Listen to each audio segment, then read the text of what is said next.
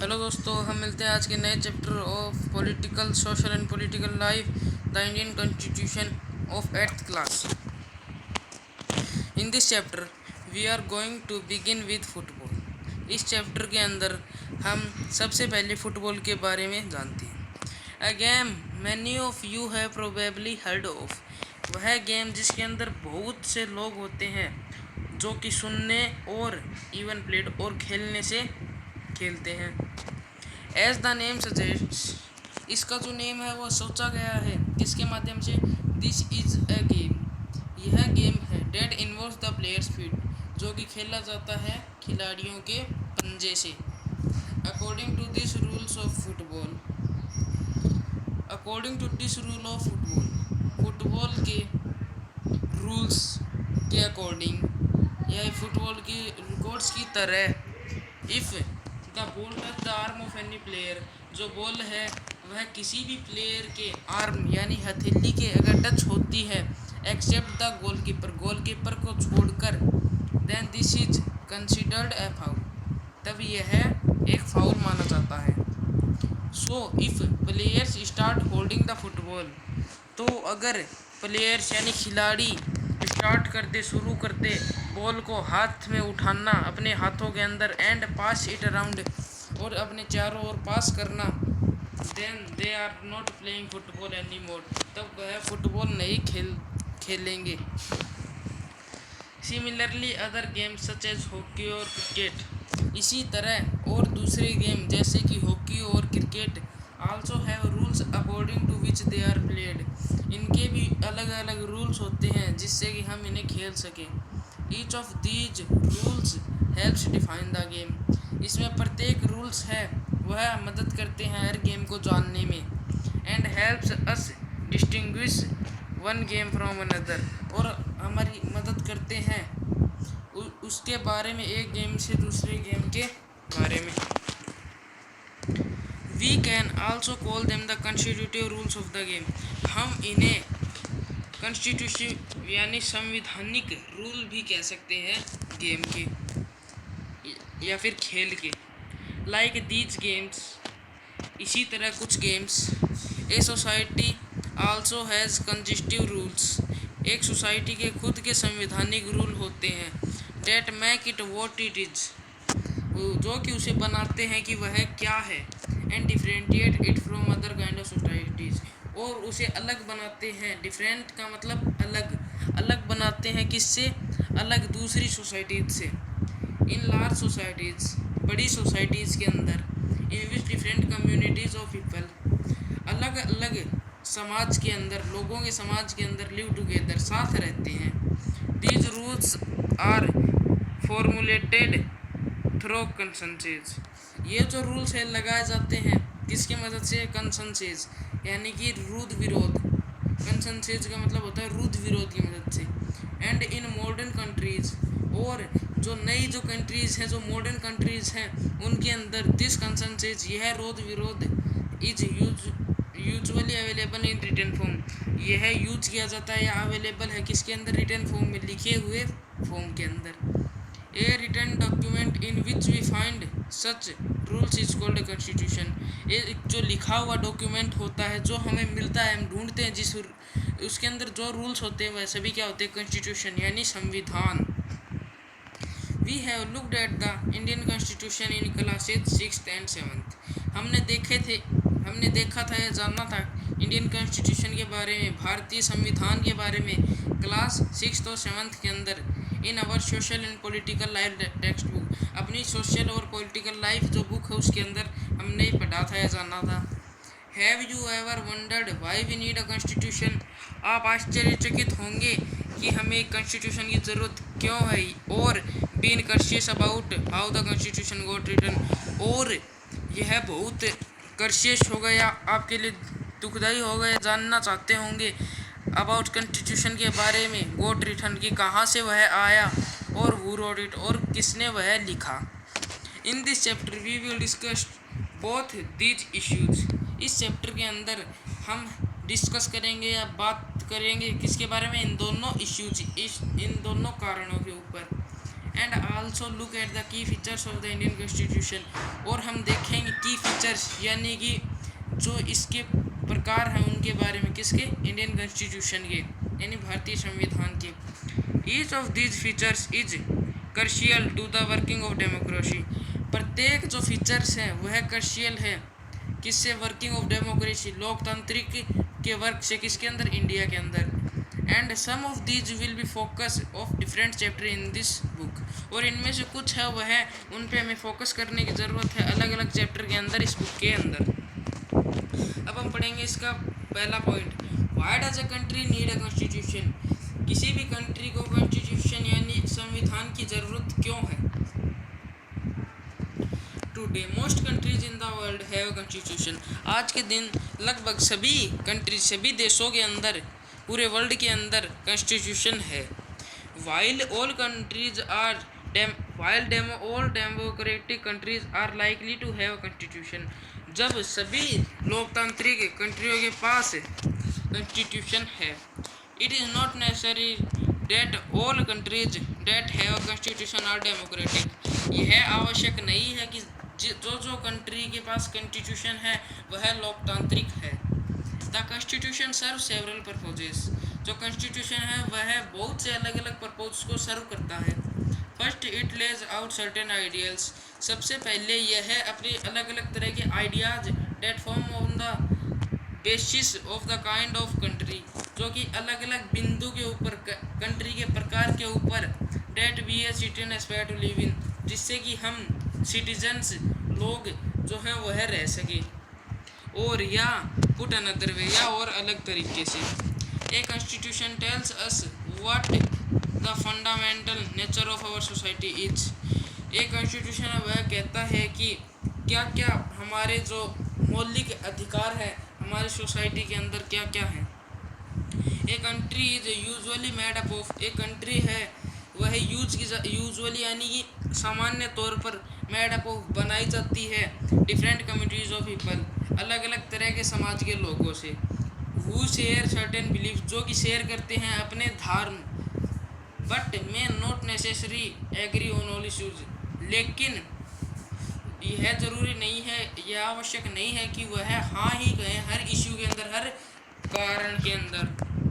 एक constitution has serve as a set of rules, एक constitution है वह हमारी मदद करता है सर्व करने के लिए, मतलब सर्व करने का मतलब होता है संग्रहित करने के लिए, as a set of rules, rules के सेट को, एंड प्रिंसिपल्स, और सिद्धांतों को, that all person in a country, जब सभी लोग एक कंट्री के अंदर can agree upon and the basis of the way, जब सभी एक ही बेसिस के ऊपर एग्री करेंगे, in which they want the country, तब वह क्या वांट करेंगे कंट्री से, टू बी गवर्नड, जो भी गवर्नड होगा इन सरकार के द्वारा, जो कुछ भी किया जाएगा वह कंट्री से चाहेंगे। This includes not only the type of government, यह इंक्लूड्स करता है, यह पाता है सिर्फ ओनली, नॉट ओनली, सिर्फ गवर्नमेंट के टाइप से ही नहीं, यानी गवर्नमेंट के प्रकार से ही नहीं, but also an agreement on certain ideal, लेकिन जितने भी एग्रीमेंट होते हैं सर्टेन अलग अलग तरह के आइडियाज़ के, that they all believe the country should uphold, जब हम, तब ही हमारी धरती है, हमारा जो देश है वह क्या होगा, लोकतांत्रिक। Let us try and understand what we mean by this through two contrasting situation in the recent history of Nepal, अब हम कोशिश करेंगे जानने की कि क्या क्या हुआ था, क्या क्या मीन्स होते हैं through the two contrasting situation, दो अलग अलग सिचुएशन में, जो कि हम जानेंगे अब नेपाल की हिस्ट्री के बारे में। A country that borders India on the north, एक देश है जो कि इंडिया के नॉर्थ साइड में बॉर्डर से टच होता है। एंड रिसेंटली, अचानक, आसानी से, Nepal was a monarchy, Nepal है वो क्या हो गया था, मोनार्ची यानी कब्जे में, गुलाम हो चुका था। द प्रीवियस कॉन्स्टिट्यूशन, जो प्रीवियस कॉन्स्टिट्यूशन था, जो पहले का कॉन्स्टिट्यूशन था नेपाल का, which had been adopted in 1990, जो कि 1990 के अंदर बना था, reflected the fact that the final authority rested with the king, उस समय नेपाल था वह किंग के अथॉरिटी में, किंग के राज में था। A people movement in Nepal fought for several decades, जो लोग थे उन्होंने मूवमेंट किया यानी आंदोलन किया नेपाल के अंदर लड़ाई करने के लिए, किससे, सेवरल अलग अलग तरह के डिकेड्स से, अलग अलग तरह के तरीके से, टू इस्टेब्लिश डेमोक्रेसी, ताकि वह लोकतांत्रिक को बना सके, इस्टेब्लिश कर सके।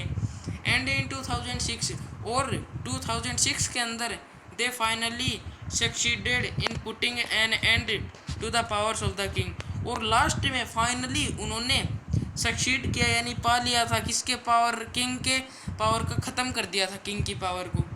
The people had to write a new constitution, और लोगों ने अपना नया संविधान बनाया, टू इस्टेब्लिश नेपाल, नेपाल को फिर से खड़ा करने के लिए, फिर से बनाने के लिए लोकतांत्रिक, एज ए डेमोक्रेसी यानी कि लोकतांत्रिक बनाने के लिए। The reason that they did not want to continue with the previous constitution, एक रीजन था क्यों नहीं जानना चाहते, क्यों नहीं कंटिन्यू रखना चाहते थे वो अपने पुराने वाले कॉन्स्टिट्यूशन से, बिकॉज क्योंकि it did not reflect the ideals, क्योंकि उसमें उनके कोई भी विचार नहीं सुना जाता था, of the country that they want Nepal to be, उनका कोई भी विचार अपने देश के लिए, नेपाल के लिए नहीं सुना जाता था। And that they have fought for, इसलिए उन्होंने उसके खिलाफ आंदोलन किया या लड़े। As in the game of football, इसी तरह फुटबॉल के गेम में, in which a change is the constitutive rules, उससे बहुत से चेंज हो जाते, किसके कारण, संवैधानिक रूल के कारण। Will change the game all together, जो कि चेंज कर देता है गेम को अलग अलग तरीके से। Nepal by moving from A monarchy, Nepal है जो कि गुलामी से गुजरा था, टू अ डेमोक्रेटिक गवर्नमेंट, जिससे कि उसकी लोकतांत्रिक सरकार बनी थी। Needs to change all its constitutive rules, वह चाहते थे या उन्हें ज़रूरत थी कि वह अपने संविधान को बदले, in order user and new society, ताकि वहाँ पर नई नई सोसाइटीज बने। That is why the Nepal of that is why the people of Nepal adopted a new constitution, वहाँ पर क्यों जो लोग थे नेपाल के, उन्होंने नए कॉन्स्टिट्यूशन को माना फॉर द कंट्री इन 2015, 2015 के अंदर उन्होंने कॉन्स्टिट्यूशन को अपना लिया था। The caption along side Albert's Nepal struggle for democracy, जो वहाँ का एक कैप्टन था जिसका अलोंग साइड एल्बर्ट्स जिसका नाम था, उसी ने नेपाल के अंदर स्ट्रगल किया था यानी कि संघर्ष किया था डेमोक्रेसी यानी लोकतंत्र के लिए। The second important purpose of constitution is to be define the nature of the country, जो दूसरा इम्पोर्टेंट पर्पज है, दूसरा इम्पोर्टेंट कारण है जो कॉन्स्टिट्यूशन को डिफाइन करता है, हमें बताता है nature of the country political system, जो हमें नेचर के बारे में बताता है, स्वभाव के बारे में बताता है, हमारे देश के पॉलिटिकल सिस्टम के बारे में, यानी जो नेता लोग होते हैं उनके सिस्टम के बारे में जो बताता है, ये हमारा सेकंड इम्पोर्टेंट पर्पज है। फॉर एग्जाम्पल, जैसे कि Nepal's earlier constitution stated that the country was to be ruled by the king, जो नेपाल का पुराने वाला संविधान है वह लागू किया गया था किसके द्वारा, किसके रूल था उस टाइम, किंग का।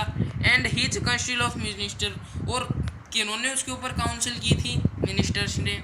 इन कंट्रीज यानी कि देशों के अंदर, that have adapted a democratic form of, जो कि अडेप्टेड किए गए, स्वीकार किए गए डेमोक्रेटिक यानी कि लोकतांत्रिक फॉर्म के अंदर ऑफ गवर्नमेंट और पॉलिटी, गवर्नमेंट और या फिर पॉलिटी यानी कि जो नेता लोग जो कार्य करते हैं उन सभी को पॉलिटी कहते हैं, उसके अंदर the constitution plays a crucial role, जो संविधान था उसने एक अपना महत्वपूर्ण रोल दिखाया था in laying out certain important guidelines, अपनी जो अलग अलग इम्पोर्टेंट यानी आवश्यक गाइडलाइंस के अंदर जो गवर्नर ने डिसीजन लिया था, making with in the societies, नई नई सोसाइटीज बनाने के लिए, उन सभी को जो गाइडलाइन इम्पोर्टेंट गाइडलाइन का प्रयोग हुआ था वह सभी गवर्नर डिसीजन से बनी थी।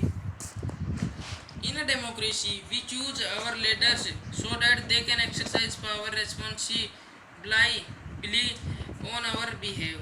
जो लोकतंत्र के अंदर हम चूज कर सकते हैं, अपने लीडर्स को हम चुन सकते हैं ताकि हम उन्हें पावर दे सकते हैं, ताकि वह हमारे जो कार्य है वह उन सभी को पूर्ण कर सके।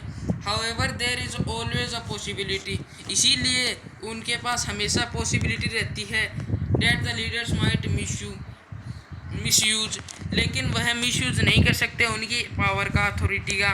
And the constitution usually provides safe guards against this, और जो संविधान है उसका वो सामान्य तौर पर प्रोवाइड किया गया सेफ गार्ड प्रोवाइड करते हैं उन्हें अगेंस्ट दिस, इसके खिलाफ। This misuse of authority can result in gross injustice as demonstrated in the classroom situation below. इसी तरह हमें एक चीज़ दिखा रखी है इस क्लासरूम के अंदर, जो कहानी थी वो आपको बताता हूँ। Suresh is a class monitor, जो सुरेश था वो क्लास मॉनिटर है। ही इज अ बुली, वह बहुत ज़्यादा गुस्सेला है, उसे जल्दी गुस्सा आता है। His classmate are not too fond of him, उसके जो क्लासमेट्स हैं, उसके दोस्त हैं क्लास के अंदर, वह उन्हें वो अच्छा नहीं लगता। Mr Rao the class teacher, Mrs Rao है वह उनकी क्लास टीचर है। Has to leave the classroom on some urgent work, वह क्लास रूम को छोड़कर गई थी किसी अर्जेंट काम के लिए। She has Suresh to mind the class, उसने सुरेश से कहा कि वह क्लास को संभाले। Suresh starts picking on Anil, Suresh ने अनिल के बारे में पिकिंग की। Anil today I am going to report you to Mrs Rao, Anil आज मैं जा रहा हूँ मैम को रिपोर्ट देने, मिसेज राव को रिपोर्ट देने जा रहा हूँ तुम्हारी। But what I have do, Anil कहता है कि लेकिन मैंने क्या किया है। इतनी देर में मैम आ जाती है। When Mr Rao return to the class, जब मैम क्लास के अंदर आती है तब सुरेश कहता है ma'am while you were away, जब आप बाहर गई थी। Anil kept talking loudly, Anil जोर जोर से बोल रहा था। एंड डिस्टर्बिंग द क्लास, और क्लास को डिस्टर्ब कर रहा था। He would not listen to me, और वह मेरी बात भी नहीं सुन रहा था। Anil you will have to stay back after school, तुम स्कूल के बाद में पीछे जाए खड़े हो जाना। Today and write I will not disobey the class monitor 100 times, और लिखना कि मैं आज की बात कभी भी क्लास मॉनिटर की किसी भी बात को नहीं नकारूंगा। 100 बार यह लिखना। फिर अनिल कहता है but ma'am did not do thing, लेकिन मैम मैंने कुछ नहीं किया। देखिए इसमें इस कहानी का क्या तात्पर्य है कि अगर हम किसी को हद से ज़्यादा अथॉरिटी दे देते हैं तो वो अपनी अथॉरिटी का मिसयूज कर सकता है। इसके लिए ही यह जस्टिस बनाया गया है। ठीक है बच्चों, आगे का पार्ट हम बाद में दूसरी वीडियो में देखेंगे।